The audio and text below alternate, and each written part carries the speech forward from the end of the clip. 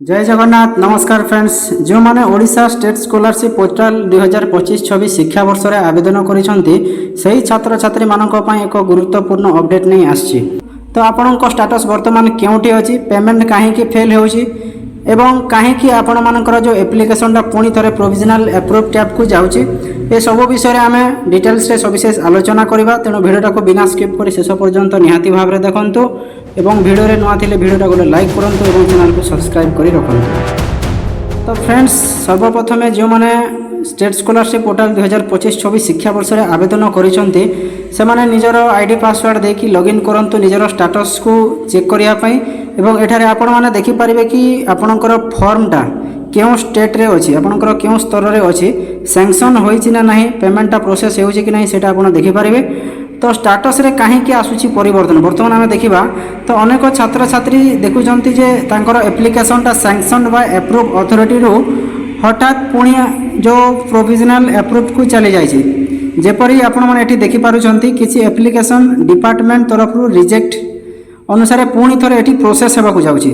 एथि पय आदौ आपण माने चिंता करंतु नाही।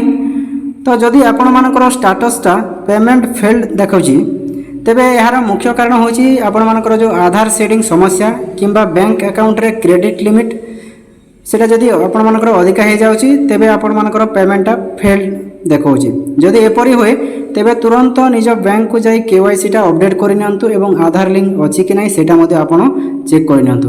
जदि आधार लिंक टा नाही आपण निहाती भाव में निजर आधार लिंक कर दियंतु एवं जो आपण मानकर बैंक अकाउंट को अपडेट केवाईसी केवाईसी अपडेट करि नियंतु। तो सफल जो पेमेंटा होछि आपनकर पेमेंटा सक्सेस किपरि हेबो जेतेबेले आपनकर स्कॉलरशिप टंकाटा रिलीज हेबो सेतेबेले स्टेटसटा आपण मानकर सेठी पेमेंट सक्सेस किंबा डिसरप्ट देखेबो। तो एठी आपण माने देखि पारुछंती सैंक्शन हेबा परे किछि दिन मध्य रे टंका आपण मानकर अकाउंट को आसी जिवो। जदि आपनकर एप्लिकेशनटा सैंक्शन बाय अप्रूव अथॉरिटी देखा जाउछि तेबे बुझिबे कि आपण मानकर पेमेंटटा प्रोसेसिंग शीघ्र आरंभ हो जिवो। साधारणतः टंका ट्रांसफर हेबार 2 रु 3 कार्य दिवस मध्य रे आपण मानकर टंकाटा निज बैंक अकाउंट को आसी जाय थाए।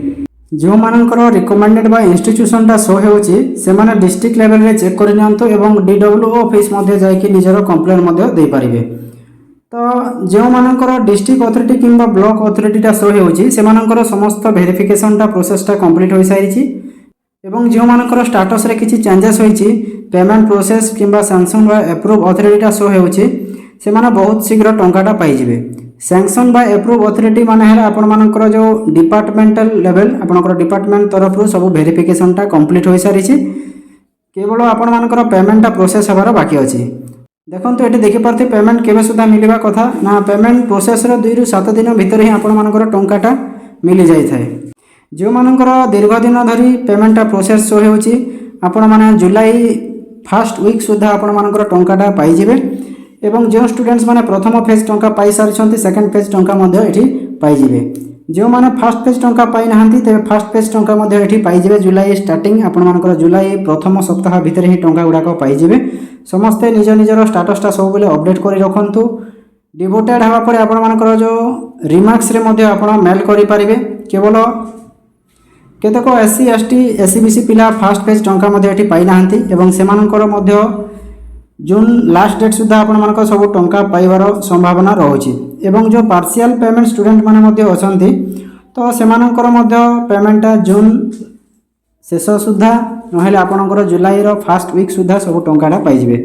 आपण निज निजर ग्रीवेंस मध्ये आपण माने गवर्नमेंट को दे पारिबे सर्च करी सेठी जनसुनानी जो पोर्टल रहिछि सेठी मध्ये आपण सर्च करी कि निजर ग्रीवेंस मध्ये दे पारिबे। तो फ्रेंड्स निज निजर एप्लिकेशन स्टेटसटा को नियमित भाव में चेक करी रखंतु, लॉगिन करंतु एवं जेमिति आपण माने एठी देखि पारुछंती जे कोनसी आपनकर समस्या रहिछि तेनु तुरंत इंस्टीट्यूट किंबा जिला कर्तृपक्ष सह जोगाजोग करंतु। आशा करूछि भिडियोटी आपण मानकु सहाय्य करथिबो। जदि आपण मानकर आ किछि प्रश्न अछि तेबे कमेंट बॉक्स रे निहाती भाव में जणांतु। हम चैनल को सब्सक्राइब कर रखंतु एवं बेल आइकन को दबाइबाको भूलिबे नाही। पुणी देखा आ एक नुआ अपडेट सह। धन्यवाद।